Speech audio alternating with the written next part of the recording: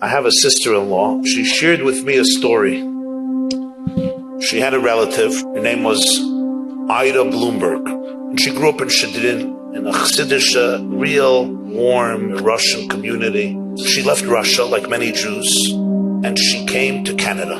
She came from Hasidic stock, and she had a very real Jewish heart, so she decided she's not working on Shabbos.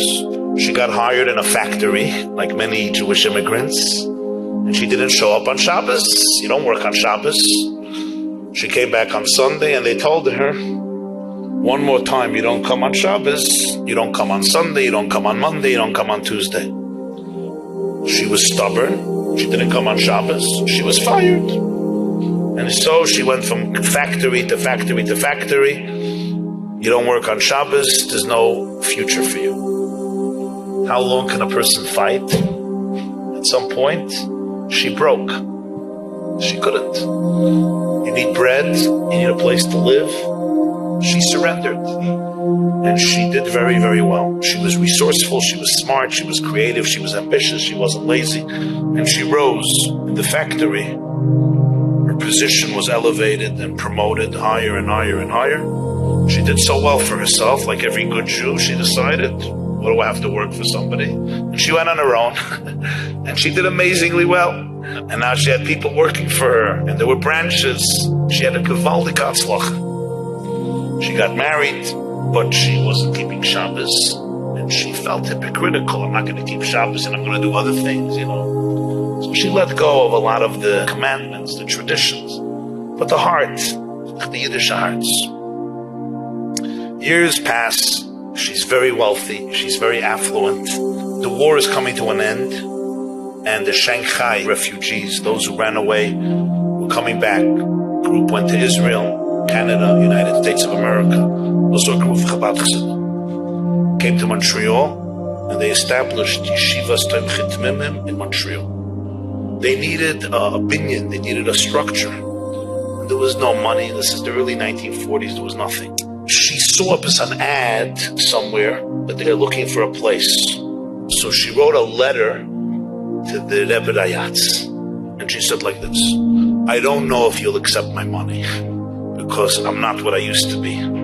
But if you will accept money from me, it would be my privilege to purchase and build a building for the Lubavitcher Yeshiva in Montreal.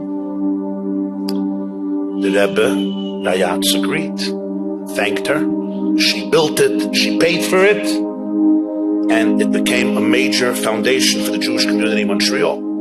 One day, she was coming to New York, and she wanted to have the schus to go to the Rebbe Rayatz. The Rebbe saw her, and he thanked her profusely for what she did. He was very makir toiv to her and grateful, and he started to give her tremendous amounts of brachas, blessing after blessing. And with every blessing, she felt more and more uncomfortable, because she had, good old Jewish guilt. And she felt that she was simply undeserving of all these blessings. And he was blessing her with gewaldige, heilige brachas, Yiddish nachas, Torah nachas, Chassidish nachas, and he was just blessing her abundantly. She had an edelkeit to her. So she felt uncomfortable, but she kept on saying, Amen, Amen, Amen. And the Rebbe was continuing. At some point she says, Rebbe, genug, Rebbe, enough. So the Rebbe was taken aback. He says, somebody is blessing you and you're saying, enough, I don't want any more. Why? She says, Rebbe, ich bin nicht frum. I'm not frum. He looked up. His eyes looked straight at her. He said these words in Yiddish. Tochter meine, mir wissen nicht, wer is frum. My dear daughter, we don't know who's frum. The Rebbe Rayatz was the biggest loichem al-chemes Hashem for Torah and mitzvahs. He didn't know who was from. The Rebbe knew very well. And what he meant to say was, don't allow Torah and mitzvahs to turn you into a holier than thou person. Don't allow religion to become a quagmire.